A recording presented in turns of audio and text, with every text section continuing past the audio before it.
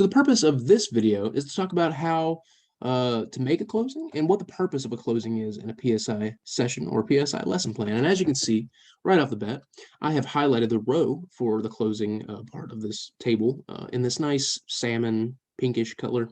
And basically, your closing is, of course, similar to the opening in terms of the time, at least, is going to be about 5 to 10 minutes, 5 to 10 minutes here. And again, as I've mentioned in previous videos, that can change based on how long you spend, and especially the closing, as I'll get to, I guess, later in the video, as the closing can really depend on how the beginning of the session goes.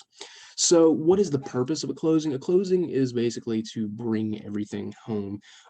And what that means is basically to kind of summarize everything that's in the I almost said paragraph, that is in the session, right? And the reason I almost said paragraph is because it's almost like a conclusion, right? Or it's almost like the final paragraph in an essay, right? It's kind of bringing home the topics. You want to reemphasize the things that you kind of mentioned throughout the opening in the main, especially in the main body, and you want to just kind of bring it all together, right?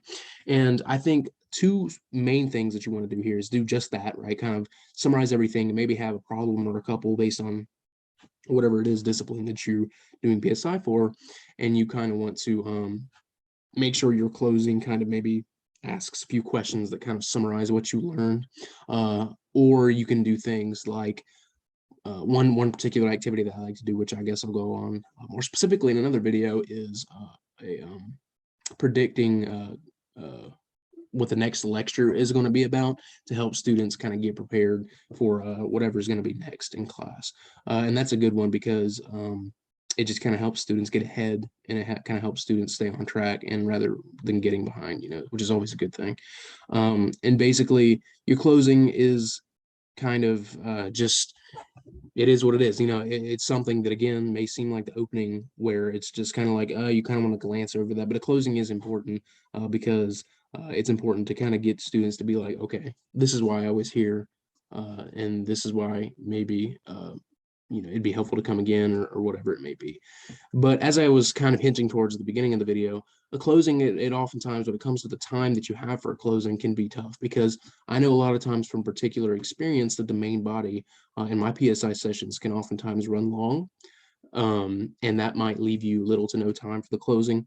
And a lot of times it's just tempting to just finish the session with the main body, which isn't always a bad thing in terms of, say you're working on a problem and say you only have 10 minutes left in class, and it's a problem that you just started, and it's a problem that takes a really long time to work on, and it's a really what you feel like is a really important question that the student really needs to learn, and they maybe don't really understand it. I think it's totally acceptable to then use the rest of the set time that you have to work on that question and make sure the student understands it.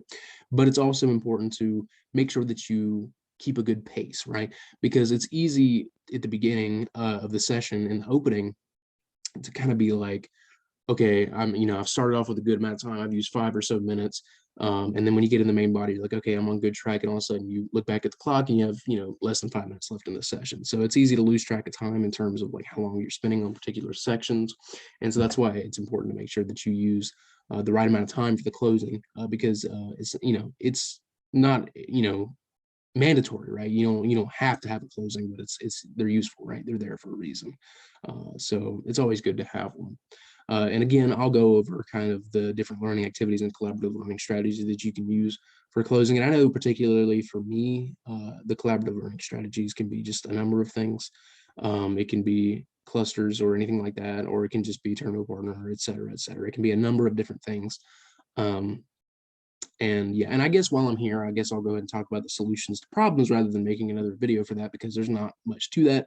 More or less, of course, it's just self-explanatory. The solutions to problems are just going to be images of the answers to questions that you use throughout the session. That's basically what that's going to be. And usually you'll just have, JPEG files or whatever it may be down here, just below this right here, to show you that these are the answers to the problems. And that helps you know what the answers are, so that way that if the students are working on problems and they're getting answers, and if they're getting the wrong answer and you're being like, oh yeah, that was the right answer, then you want to make sure that you know what the answer was and how to actually work it out. And even if you're like, think you're a genius with whatever it may be that you're you're genius in the discipline that you're doing PSI for, it's always easy to make mistakes, and even professors make mistakes, and I'm no professor, but anyway, so that's basically what I have to say about a closing. Again, these past couple videos have just been about like, why do we have these things in a PSI session?